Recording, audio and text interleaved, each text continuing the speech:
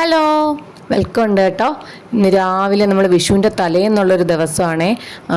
എല്ലാവരും കൂടെ ഒത്തുപിടിച്ചാൽ മലയും പോരും എന്ന് പറഞ്ഞ കണക്ക് എല്ലാവരും അവരവരുടേതായ കൊച്ചു കൊച്ചു പണികൾ, കുട്ടികളും ഞങ്ങളും ഞാനും ചേട്ടനും ഒക്കെ ഓരോരോ പണികൾ ചെയ്ത് ഇന്നത്തെ ദിവസം ഫുള്ള് ഞങ്ങൾക്ക് പണിയോട് പണിയായിരുന്നു. തൂപ്പും വാരലും ക്ലീനിങ്ങും ജനലോടപ്പും എല്ലാം ഉണ്ടായിരുന്നു. അതിനകത്തൊരു ഡീപ്പ് ക്ലീനിങ് ആയിരുന്നു. അതിൻ്റെ കൂടെ ഫാമിലി ക്ലീനിങ് എന്നും പറയാം.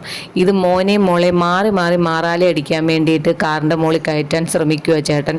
പക്ഷേ രണ്ടുപേർക്കും എണീറ്റിരിക്കാൻ പേടിയാവുന്നു. പിന്നെ എങ്ങനെയൊക്കെയോ എണീപ്പിച്ച് നിർത്തി അതൊക്കെ അടിച്ച് വൈകുന്നേരമായി മോളൊരു ചായ ഇട്ടുകൊണ്ട് തന്ന് ആ ചായയും കുടിച്ചിട്ട് ഇനി നമുക്ക് പുറത്തുള്ള പണികളാണ്. ഇതൊന്നും വിഷു ആയതുകൊണ്ട് ചെയ്യുന്നത് മാത്രമല്ല കേട്ടോ, ഒരു അവധി ദിവസം കിട്ടിയപ്പോൾ ഇതെല്ലാം കൂടെ ഒക്കെ ചെയ്യാൻ പറ്റത്തുള്ളൂ. അങ്ങനെ ആ അവധി ദിവസവും കൂടി ആയതുകൊണ്ടാണ് ഇതെല്ലാം കൂടെ ചെയ്യുന്നത്. പിന്നെ എല്ലാവരും കൂടെ ചെയ്തതുകൊണ്ട് എളുപ്പം എല്ലാം കൂടെ ഒക്കെ തീരുകയും ചെയ്തു. പിന്നെ ഞാൻ അത് കഴിഞ്ഞ് ഞങ്ങളെല്ലാവരും കുളിച്ച് കയറി വന്നിട്ട് ഇനി നാളെയല്ലേ വിഷുവിന് വേണ്ടിയിട്ടുള്ള കുറച്ച് ഫ്രൂട്ട്സൊക്കെ നമ്മുടെ വീട്ടിലുള്ളതൊക്കെ തന്നെ കളക്ട് ചെയ്യാമെന്ന് കരുതി. അത് മാങ്ങ, ചക്ക, കുറച്ച് കൊച്ചു ഫ്രൂട്ട്സ് ട്രീകളൊക്കെ ഉണ്ടല്ലോ, അപ്പോൾ അതൊക്കെ അതിൽ നിന്നൊക്കെ ഉള്ളതൊക്കെ കളക്ട് ചെയ്യാമെന്ന് കരുതി. നമ്മുടെ വീട്ടിൽ കുറച്ച് പഴച്ചെടികളൊക്കെ ഉണ്ടെങ്കിൽ അതിൽ നിന്ന് പിച്ച് വെക്കുന്നതിൻ്റെ ഒരു സുഖം അല്ലെങ്കിൽ ഒരു സന്തോഷം വേറൊന്നിനും കിട്ടത്തില്ല കേട്ടോ.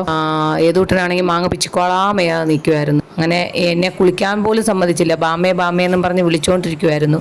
പിന്നെ അവിടുന്ന് അവനെ കൊണ്ടുമൊക്കെ കുറേ മാങ്ങയൊക്കെ പിച്ചിച്ചിട്ട് ഞാൻ നേരത്തെ കട്ട് ചെയ്ത് വെച്ചിരുന്ന ഒരു ചക്ക ഉണ്ടായിരുന്നു. അങ്ങനെ ആ ചക്കയും പിന്നെ ഒരു ബേറാപ്പിൾ അതിൽ പിടിച്ചിരുന്നത്, ആ ബേറാപ്പിളും ഞാൻ അതിൽ നിന്ന് പിച്ചിയെടുത്ത്, പിന്നെ കുറച്ച് ചെറീസൊക്കെ ഉണ്ടായിരുന്നു.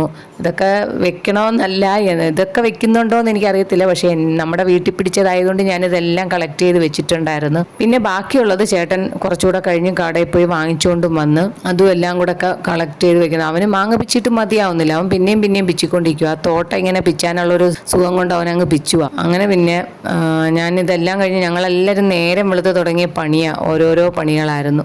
അങ്ങനെ അതെല്ലാവരും കഴിഞ്ഞ് ക്ഷീണിച്ച് ഞങ്ങൾ അകത്ത് കയറി. ഞങ്ങൾ ഇരുന്നത് ഇപ്പോഴാണെന്ന് വേണമെങ്കിൽ പറയാം. അങ്ങനെ ഒരു സമാധാനത്തോടെ കുറച്ച് മാങ്ങയും കപ്പയ്ക്കൊക്കെ ഞാൻ കട്ട് ചെയ്തുകൊണ്ട് വന്നു. ഞാൻ റിലാക്സ് ചെയ്ത് അവിടെ ഇരുന്ന് കഴിക്കാമല്ലോ എന്ന് കരുതി. അവർക്ക് രണ്ടുപേർക്കും മാമ്പഴം മതിയായിരുന്നു. ഞാനും ചേട്ടനും കപ്പയ്ക്കയും കഴിച്ചു. ഇനി നേരത്തെ കിടന്നുറങ്ങിയാലല്ലേ രാവിലെ എണീറ്റ് നമുക്ക് കണി കാണാൻ പറ്റും. അതിന് ഇതൊക്കെ കഴിച്ച്, ഇതല്ലായിരുന്നു നമ്മുടെ അത്താഴം. ഇത് കഴിഞ്ഞ് കുറച്ച് കഞ്ഞി എല്ലാവരും കുടിച്ചു. ഞാനിതൊക്കെ എടുത്തുകൊണ്ട് വെച്ചിട്ട് ഷൂട്ട് ചെയ്യാൻ പറഞ്ഞതുകൊണ്ടേ ക്യാമറാമാന് മാങ്ങ കിട്ടൂല എന്ന് ഉറപ്പായതുകൊണ്ട് എടുത്ത് വായി വെച്ച് തരാൻ വേണ്ടി വഴക്കിടുമായിരുന്നു. ഇതൂട്ടം പിന്നെ കപ്പയ്ക്ക് തൊടത്തില്ല, മാമ്പഴത്തിന്റെ പാത്രം മാത്രം പിടിച്ചു വെച്ചുകൊണ്ടിരിക്കുക. ക്യാമറാമാൻ ആണെങ്കിൽ അത് കാണുമ്പോൾ ടെൻഷനും. ഇതെല്ലാം കഴിഞ്ഞ് അത്താഴം കഴിഞ്ഞ് ഞങ്ങൾ കിടന്നങ്ങ് ഉറങ്ങി. വെളുപ്പിനെ എണീറ്റ് നമ്മൾ ഉണ്ണിക്കണ്ണനെയൊക്കെ കണി കണ്ടു. ചെറിയ രീതിയിലെ കണി ഒരുക്കിയോളായിരുന്നു. പിന്നെ അതിന് ശേഷം നമ്മൾ സ്ഥിരം കാണുന്ന സൂര്യനെയും കൂടെ കണി കണ്ടിട്ട് ഇന്നത്തെ ദിവസം തുടങ്ങി.